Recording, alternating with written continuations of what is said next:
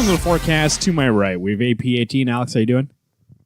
Hello, everybody. And across me, a man who will not say anything the whole show. His name is GW. Garrett, how you doing?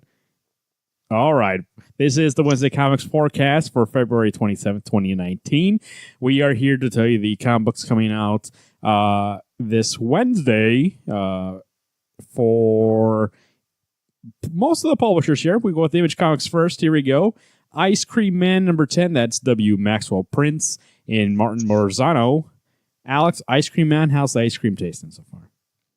It tastes kind of creepy, and I don't know if creepy really would have a taste. I imagine like a Halloween store. This book is very well done. It's got that anthology series of Marvin fell down the stairs. An anthology series of the Ice Cream Man, kind of like, I think Garrett tells me all the time that it's like it. He can be anything he needs to be to fit the story. Ice Cream Man shows up when he wants to, if it fits his agenda. I am honestly one issue behind, but I will be caught up at the end of the week. This book, I look forward to it every time it comes out, because I think a part of me just, I don't know what to expect from it, and it's a welcome part of my stack. And you like ice cream, so they both work out. Well, who doesn't love ice cream? What about a sorbet? You like a sorbet? I don't think sorbet doesn't sound as good. Like, I want a good Blizzard or a milkshake. Man-eaters milkshake. I don't like milkshakes. Man-eaters number 6. I drink your milkshake. I'm also lactose intolerant. So remember that when you think of the sorbet. Man-eaters number 6. This is Chelsea Kane, Kate Nazemic, Leah Materion on that cover. Indelible in Hippocampus. Mod's plan to disrupt the patriarchy is temporarily thwarted, but everything will be okay in the end, we promise. Alex, Man-Eaters, I'm going to say it. It's one of the best new series. The Thing, number 5, was fantastic. Here we are with number 6. What do we think this week, Man-Eaters? I think Man-Eaters really is, like you said, probably one of the strongest books that's coming out. There's not a whole lot to say about it. This book is just an eye-opener for me. I think a taboo thing to talk about, which is, period or menses or whatever word you want to choose, is almost hard to talk about. And this book does a very good job of talking about it in a actually very obvious way. Sometimes they give you diagrams on how to do stuff, and it's like, as a dude, that means not a lot to me because I don't have to do it myself. But this book is very eye-opening. The horror-esque feel of these girls turning into panther demon things, not demons, but panther monsters, is very exciting and yet terrifying if that were a real thing. Turning into big cats, so eating some people's faces off. The Realm. This is issue 11. This is Seth Peck, Nick Filardi, Jeremy Hahn on that cover. New story arc, The Red Mother and her children in search for Will, and an old friend returns. Alex, you've been talking about this series for a long time, Realm. Garrett used to get it, but he dropped it because we know Garrett's taste in comics. And I started reading the first volume, and I do enjoy what I've read so far. How's Realm going 11 issues in? It's a great book. My only problem is I think this book does read better as a trade or as a collection, for the fact that it doesn't necessarily come out. It's much like Captain America and Black Panther. It comes out at the beginning of the month or at the end of a month. So there's always like 8 weeks in between. So I can't remember necessarily what the last thing is I read. I'm pretty sure I am caught up on it. I thought I had read issue 10. I love this book. The art is always great. It gives me that feel of Last of Us / like, I look at this cover right now. It kind of makes me think of The Hobbit when the team is going into a cave. It's just, this book makes me excited. It gives me that little bit of fantasy-esque storyline, and yet it's set in modern time or post-apocalyptic fairy tale monster land. If you're not reading, I think you should, and I believe Sergeant America would agree. This is a book that you should be picking up if you want a little bit of fantasy in your life. If you don't have an imagination, that's cool. We respect that. But you should be reading this book. Moving on, Dark Horse Comics, Black Hammer, Age of Doom number 8. That is Jeff Lemire, Dave Stewart, and Dean Ornstrom. The award-winning superhero saga returns, coming off the heels of the world-shattering revelations of the last issue. The Black Hammer team are all out of their elements, literally. Black Hammer Age of Doom number 8. Alex, how's the second part of the Black Hammer story going so far? It's good. This book started out super strong with issues 1 through 4 or 5 were really great. I do feel the first volume was much better, was much stronger, and maybe part of it is more not necessarily a contained story, but as a reader, I didn't know what to expect, and now I know that in this book, anything is fair game. People can die. You can go into alternate realms. Like it's exciting to know this book has no boundaries, but it's also kind of weird stepping into it, not knowing now what to expect. Which I realize is contradictory to what I just said about Ice Cream Man, but this is a book that we've already established with other miniseries, and there's another miniseries that's coming out, and there's, I think, at least 3 that go into this book, or at least tie into this world, that there's a lot of stuff going on, and I think a part of it's almost getting to be too big, and I'm not sure what to read first, or what is the correct order of escalation. What other books are coming out right now in the Black Hammer universe? There's the Quantum Legacy one. Oh, yeah. There's the Cthulhuese. Okay. I know one issue of that has come out, and I believe there's like the year 1945 one that will be eventually coming out here in this. I believe it comes out in March. I can let you know that you only have to read one of them because I'm not reading this other two. I'm reading the main one. So, it seems fine. I didn't even realize. I mean, if you read this one, it's fine. The other ones just add. It's like reading all the Turtles books. It just adds characters that you've been introduced to. But yeah, I mean, this Black Hammer, the book, is amazing. It's just a little more out there than I was expecting. By the way, let's go ahead and look at Detective Comics. That's DC Comics, what they used to be called. Now just DC Comics. By the way, also, maybe I'll say it for the show, but I have to take back some information I gave out. I guess that information last week on Thursday that I gave out is incorrect. So there we go. But tune in this week and I'll let you know what the update is. Action Comics 1008. This is Brian Michael Bendis, Steve Epstein. As Garrett says, one of the better Superman books. So go ahead and pick that up if you're interested.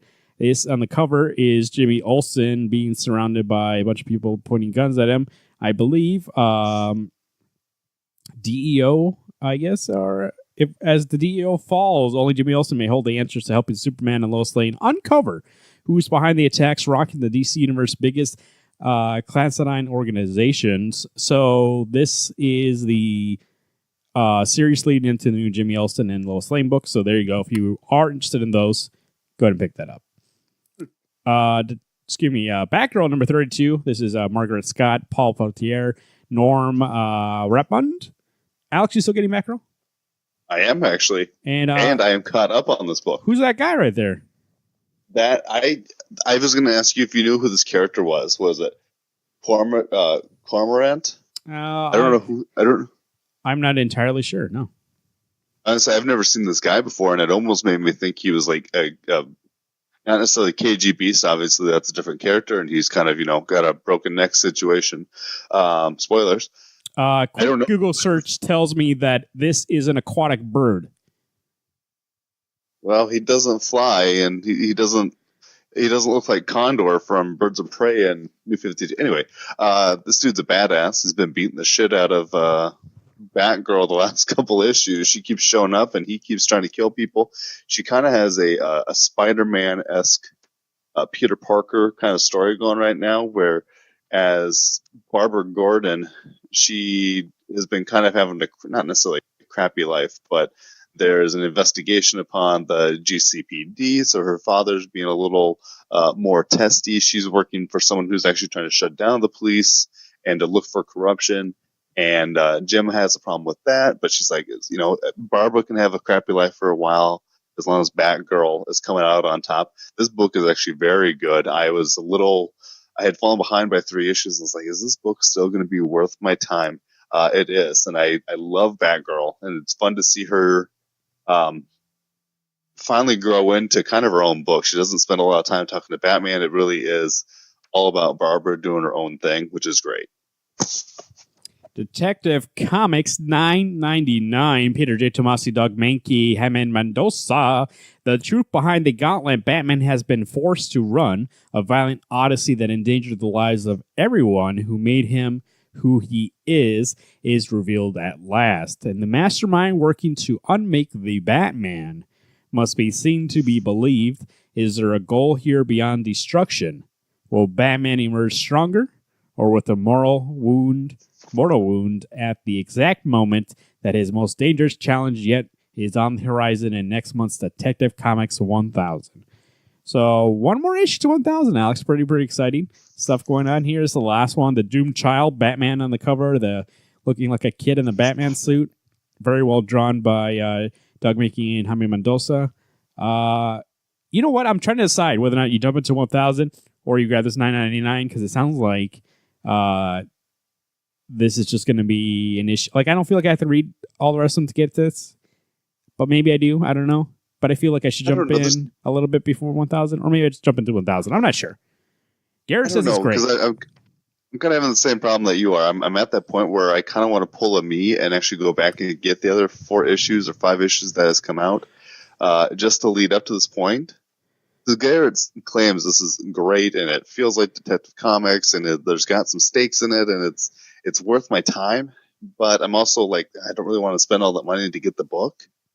I know I'm going to get 1000. I'm definitely on that. It's just how much of the trigger do I pull? Yeah, let's see. The preview looks great, so I'm not sure. Like everything to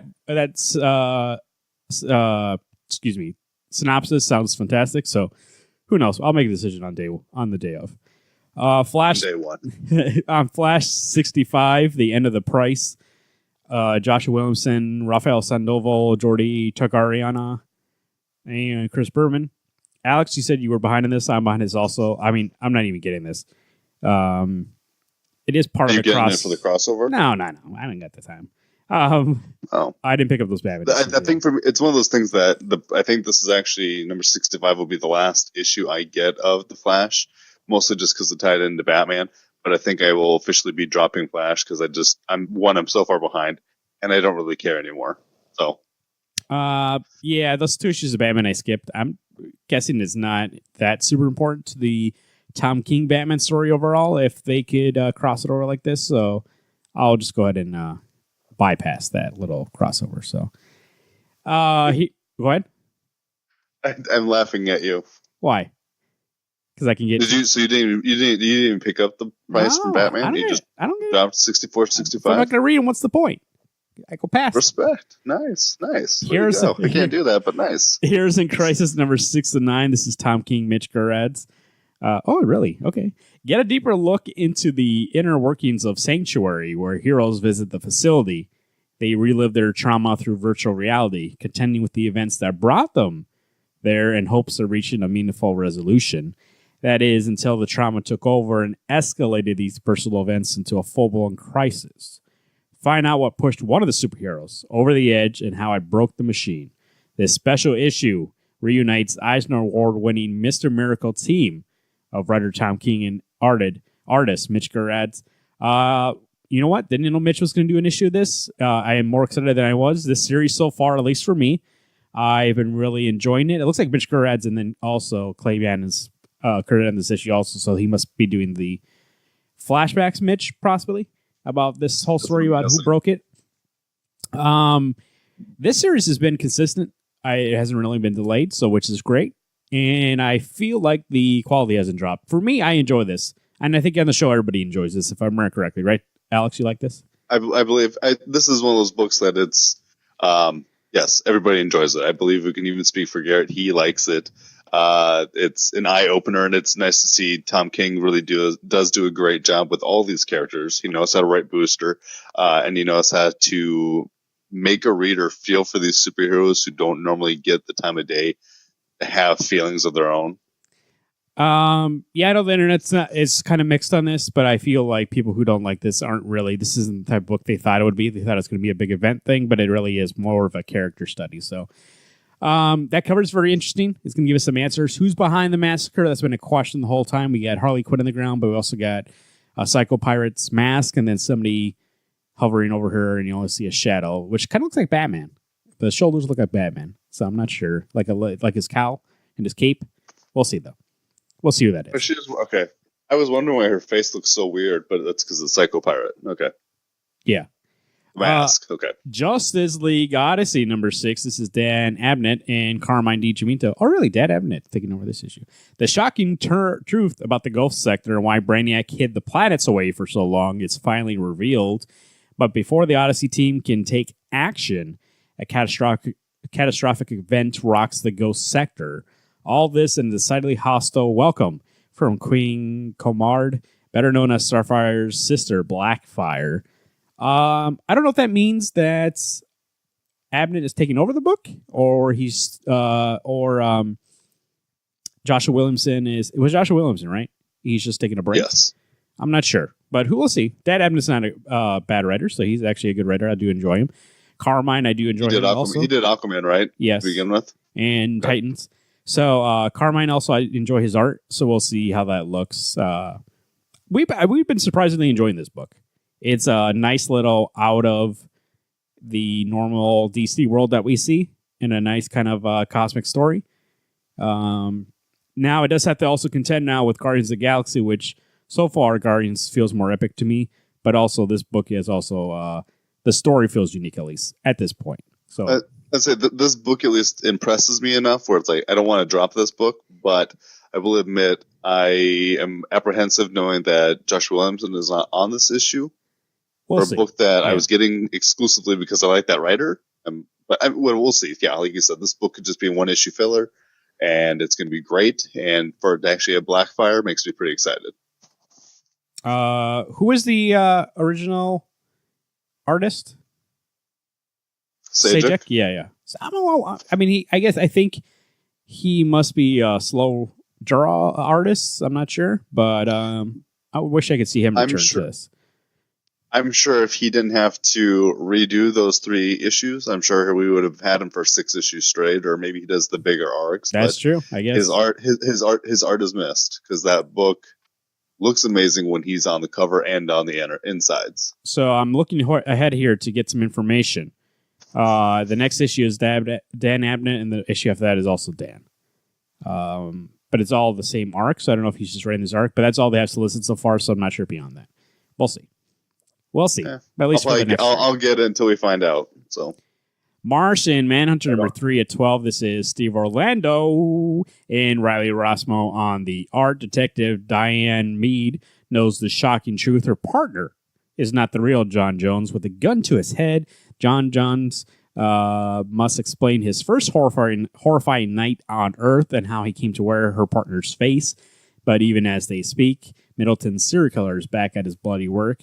So far, I enjoy the series. It's very weird. I'll tell you that much. We got some Martian sex the first issue, and Riley Rossmo is a great artist. So I think this is something that I feel like they do these books every once in a while just to be like, okay, let's do something weird with a certain character that's not really... I mean, Martian Manhunter used to be one of the staples, one of the Justice League. Kind of been pushed to the side recently, so they're trying to do something unique with him here. So far, great. I like the book. I mean, I think a part is that I'm not a Steve Orlando fan, but I love Riley Rossmo. That I'm on this book until he's not on an issue. Mm-hmm. But it's so weird, and I think the thing is, I don't care for the Martian part. I actually care for the stuff on Earth where he's trying to be the detective, and I find that interesting. The stuff on Mars, I'm not as excited about. Riley Rossmo, yeah, definitely is the highlight. The rest of it it feels. I don't want to say fun's not the right word, but I find it interesting. So I'm going to keep reading at least until it gets not interesting anymore.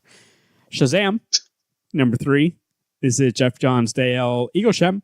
Shazam in the Seven Realms continues. Billy Batson's world is turned upside down by a figure from the past, while Mary, Freddy, and the rest of the Shazam family enter a realm of endless amusement, candy factories, and friends in the fun lands. But what's the catch?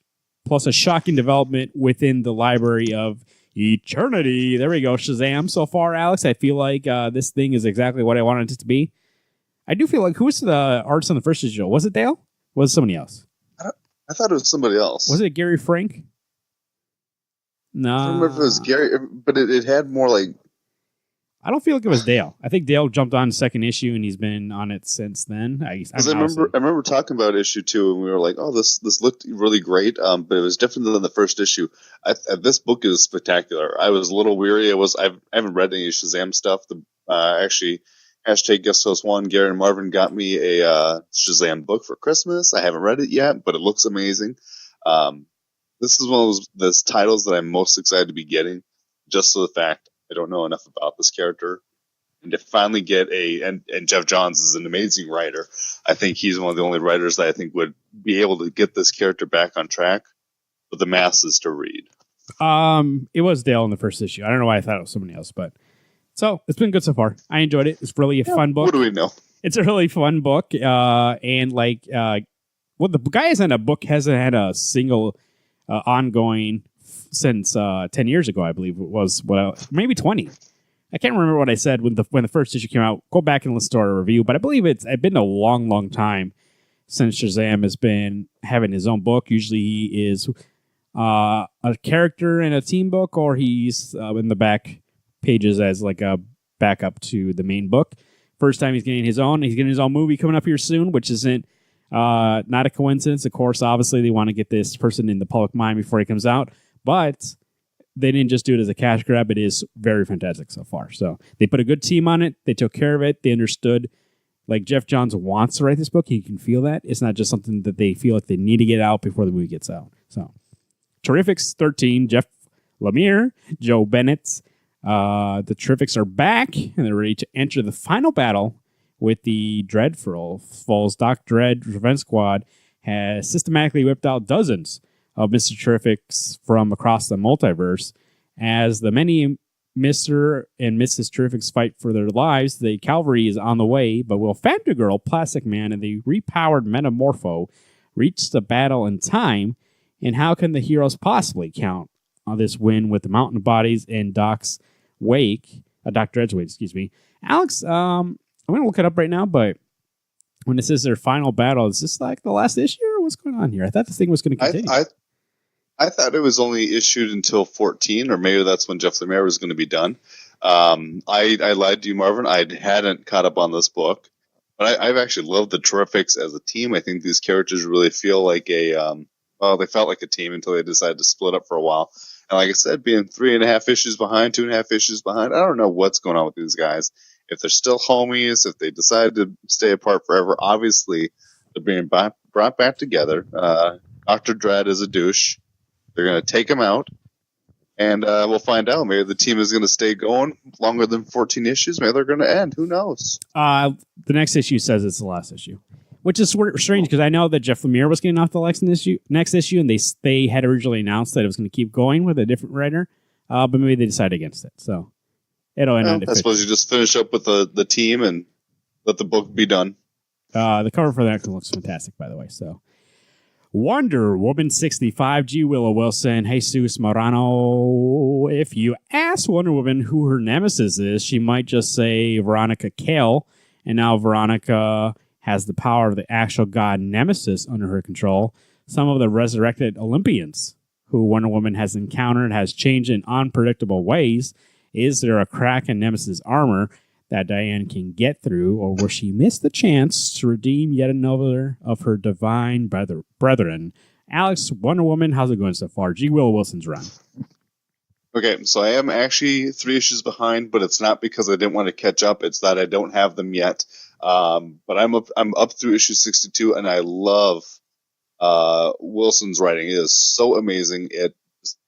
This is what Wonder Woman should be, and how I feel her character should have been written for since Greg Rucka had gotten off. I love the Olympians, and I love the Pantheon. I love just her being the way she is. And when I read issue, I think it was 59, when she shows up on the wherever Steve Trevor was, and the whole time she's not even she's just incapacitating people, and she's jumping from place to place to help people or to protect these people, to give them hope. Oh my gosh, it made me so excited, and I love this book. Fantastic. I am behind also on this book, but I know Garrett is caught up. And the last I heard from him, also, he's very, very satisfied with this book. So, Wonder Woman, it feels great to have a good Wonder Woman book out there, even though I don't think really, from my internet reading, I haven't seen many people talk about this book. But then again, you don't need it to be popular, you just need it to be good. So, there you go. Wonder Woman, number 65. Amazing. We're talking about Marvel Comics now. Amazing Spider-Man number 16. This is Nick Spencer, Ryan Otley back. The Road to Hunted starts here. The biggest Amazing Spider-Man story of the year starts next month, so don't miss the prologue. The Craven thread gets woven into Spider-Man's life in a terrifying way that puts Spidey on the road to ruin. Craven the Hunter right on that cover. Alex, what do we think about Ryan Otley and Nick Spencer's Amazing Spider-Man? Amazing. Literally amazing. This book is what I want from Spider-Man. Obviously, being a Craven the Hunter biased guy, I cannot wait to see Amazing Spider-Man go up against Craven the Hunter. And just if I have any idea of what this book is going to have in store, this will literally be one of my favorite arcs ever put out for a comic book. Not even just an arc, Alex. This is the Spider-Man event of this year, so you're going to get a full event thing out of this. Well, I mean, and that's the thing is that it makes me so excited. There's not been enough Craven the Hunter stuff, and sometimes the Craven stuff is spectacular. God, what's the end of the Gauntlet run? Oh, shit. Anyway, when Craven shows up, it's always such a surprise, and when it's going to be this big of an event, I am so pumped, so amped. This is like Shredder coming back, like Oroku Saki coming back in Turtles excitement for me. I'm going to guess since Nick Spencer picked Craven the Hunter to be part of the biggest Spider-Man story of the year, he also shares your love for Craven the Hunter. So maybe I need to tweet him and go, Craven's the best. Love you, Spencer. And also got Ryan Otley back, so that should be great. Black Panther number 9. This is TC Coates, Kev Walker, David Acuna on that cover. The Intergalactic Empire of Wakanda, The Gathering of My Name, Part 3. The Panther faces a creature of nightmares. In the fight against N'Jaka and his empire, the Maroons embark on a journey through myth, but the loss of their leader, Nyambe, continues to haunt them, and the true monster lays in wait. Very excited. Black Panther has been fantastic since the beginning. 9 issues in, but it's been great. It's been a nice sci-fi book with Black Panther involved. We got Kev Walker on this issue. Acuna on the cover. I'll take it. Black Panther, the movie, just won 3 Oscars. What do we think, Alex? Black Panther in space. I never thought that I would enjoy Black Panther in space as much as I have. That first arc was spectacular with the Acuna art. Loved it. And then just to know that the next 3 issues to follow were just as good with different artists, and the writing is so superb. And I think a part of it is that I'm anticipating eventually they come back down to Earth. There eventually has to be a Black Panther back here. But I almost don't know if I need it to come back down here. There's enough story going on right now. It's this great epic, I'm going to almost call it fairy tale, of just epic proportions. I can't wait to see what this book has in store. And I know the next book we talk about is just going to be as good, because I having the same writer be strong on both books. I'm sorry, I'm cutting to Captain America right now. Is that makes me excited for eventually they're going to most likely have to have some kind of tie-in, even if it's a 2-issue run back and forth. Ta-Nehisi Coates, Captain America number 8 is what Alex is talking about. Ta-Nehisi Coates also on this book. Adam Cuban on art, Alex Ross on that cover. Captain and Nothing continues. Cap accused. Cap in custody. Cap killer. As the Power Elite makes its play against the Star-Spangled Avenger, Captain America is in no position to fight back. Who stands with Cap?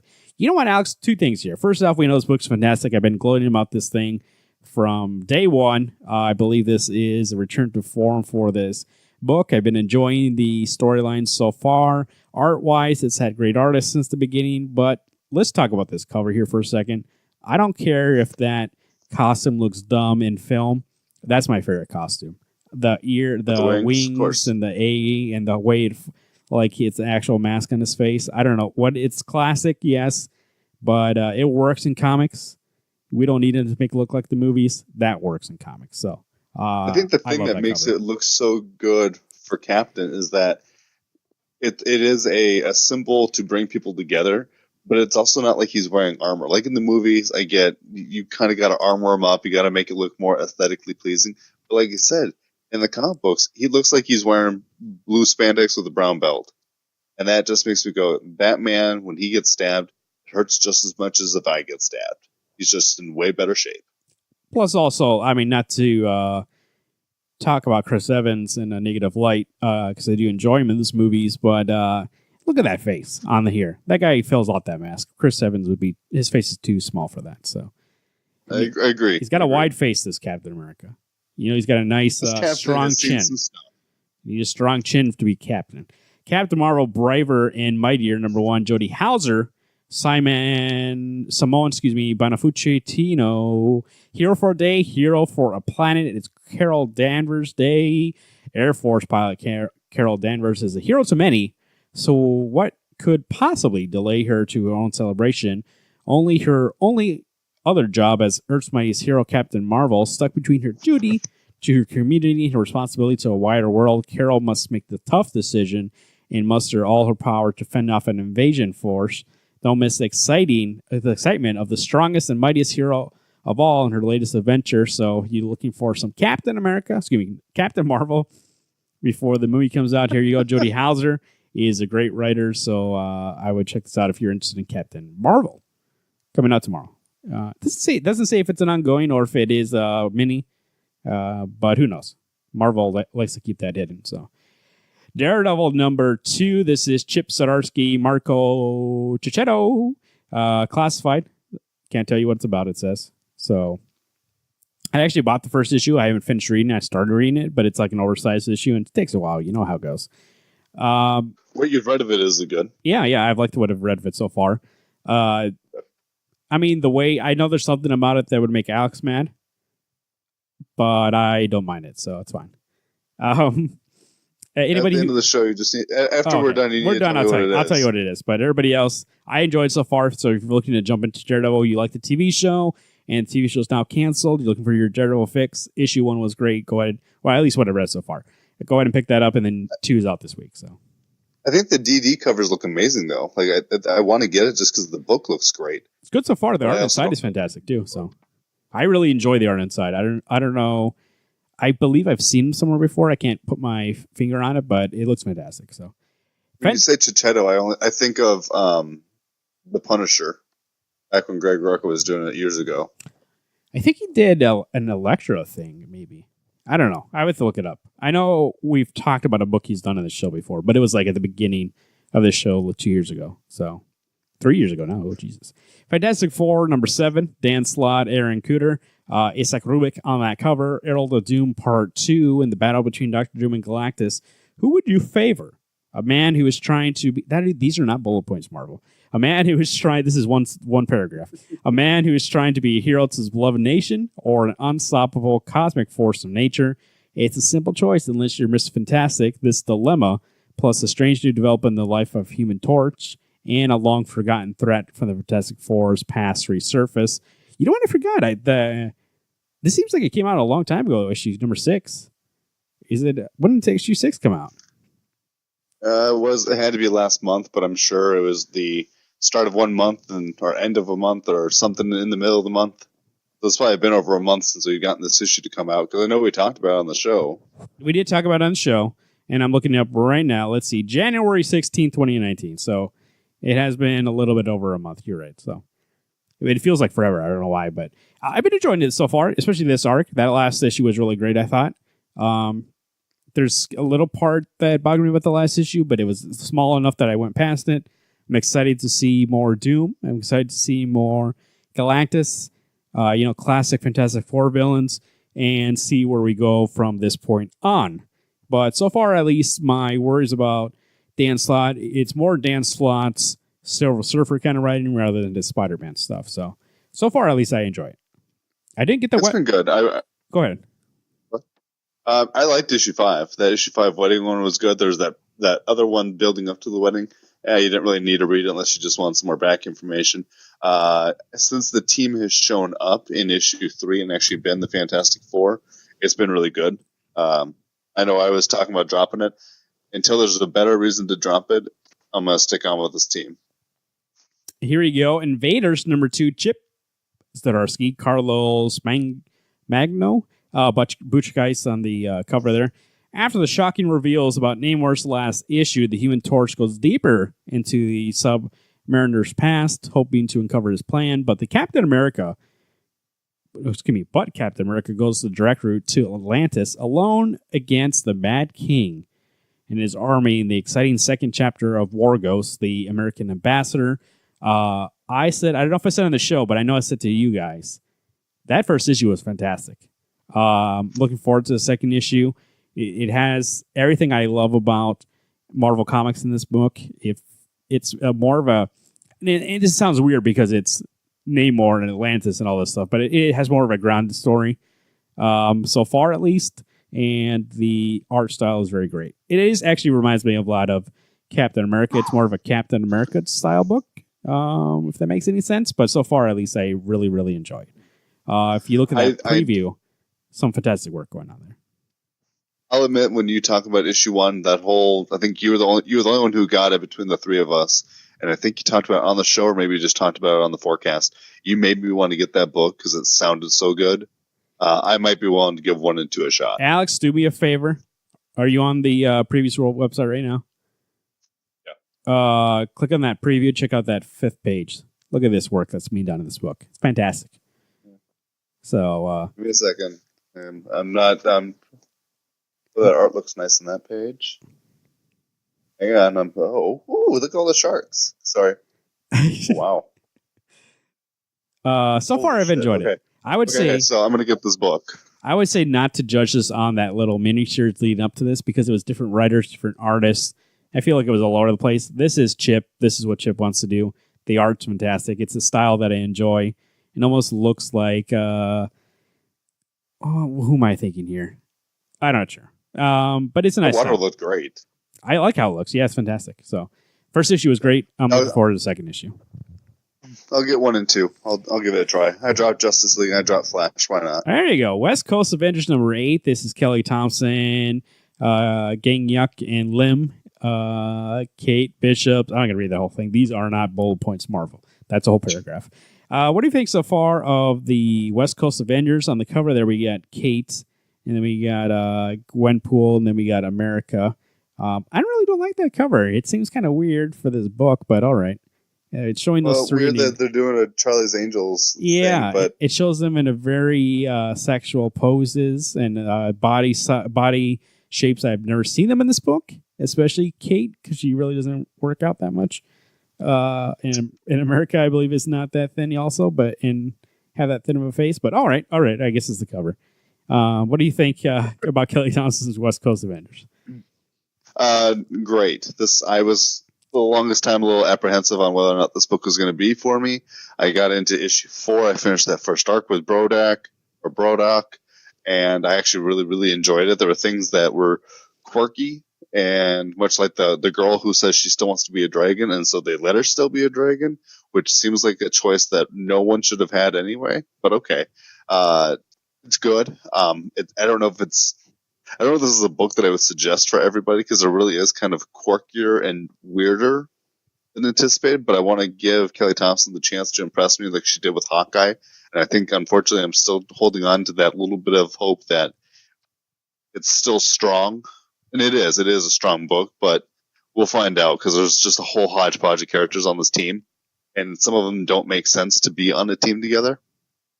Hey, it says Gwenpool adopted that baby land shark, so that you look forward to that also. That is the saving grace right there. And by the way, I wasn't saying that they can't look like that. I'm just saying Kelly Thompson, the way she portrays in the book, is not that. So it's very weird to show that on the cover when I know inside they're more not normal, but realistic body shapes, and they have different personalities than they're showing on that cover. So I don't know what that cover is about, but all right. Here we go. Buffy the Vampire Slayer number 2. This is the Dan Mora drawn, Jordy Belair written, Matthew Taylor writing that cover. Alex, did you get a chance to read the first issue? I did read the first issue. I think we actually talked about it on the show. Oh yeah, that's right. What do we think of Buffy the Vampire Slayer so far? I never grew up watching it religiously. I would catch an issue or an episode from time to time. I loved issue one. It was really good. The characters look like they do on the TV show. It it feels like it does in the 90s or early 2000s. This is a fun book to read. That Dan Mora art is phenomenal. That is one of those people that you hear the name on a book, you should just be getting it literally just for the art alone. And the Jordi Belair story, I hadn't read anything by her before. I've always seen her colors, which are always on par, if not better than par. That was a hole in one every time. But the writing is actually pretty good, and it does feel like Buffy the Vampire Slayer. Cannot wait to see what issue 2 has in store for me. If they're rebuilding the universe that had already been made and they're doing their own stories, I hope. Or who knows, maybe we'll get some callbacks to past episodes that lead into some nice nostalgic feeling for everybody, because Joss Whedon is also a part of the book, not writing it, but he is a part of the forerunner for it. Yeah, I believe he, as Garrett put it, he is the consultant or something. Yeah, putting this structure together for this story. So a couple more in the upside down here. I found a couple to talk about down here. First off, everybody's been looking forward to this. Barbie #1. This is Sarah Kuhn and Athela Martinez. It says right in the cover, Alex, first collector's item issue. So, you as a collector have to get this. The fashion superstar is back. Barbie makes her triumphant return to comics. So if you're looking to get a Barbie comic, there you go. That is out this week, #1. Catch up with the story. Forgotten Queen #1. This is Tini Howard and Amakar Pina. I just wanted to bring this up here from Valiant Comics. Long ago, the mighty generals of the Mongol Empire rode from Siberia to what does this say here? Carpathia, and conquered all who stood in their way. Legends tell of a witch who walked with them, who can infect the hearts of any warrior. In her midst, with the unquenchable thirst for battle and bloodshed, a warmonger. And now she is walking again this winter. An ancient evil will stir as a rising star writer Tina Howard and powerhouse artist Amakar Pina unleash hell in a brand new saga of honor, love, and savagery that centuries in the making. So that cover actually looks pretty great. Kano, I like his artwork, so that cover stood out to me. So if you're looking for a new #1, unless something a little bit different, go ahead and there you go. The Forgotten Queen, #1 from Valiant Comics. Valiant's been a good publisher, so check that out if you are so inclined. Alex, what are we looking forward to this week? What do you think is going to stand out for you? What's going to be your pick this week? Oh, I think we both know the answer to that one. Amazing Spider-Man #16, beginning of Hunted. Give me some Kraven the Hunter. Give me some Spider-Man. We'll see who wins. It sounds like it's going to be fantastic. You know what? I don't know why I'm not reading that book. I have no clue why I'm not reading that book. I should be. I thought you had gotten issue 1. I said I was, and I never did. So and then you lied to me. I possibly said I picked it up, and I didn't. Well. But if anywhere's to start, I could start there, right? You think? Possibly. We'll see. I would actually start back where Scorpion shows up. So I ain't got the time, Alex. It's 12 or 13, because then you could lead in literally into it. Let me know when we're in the 6th issue of the next arc, 6 of 9.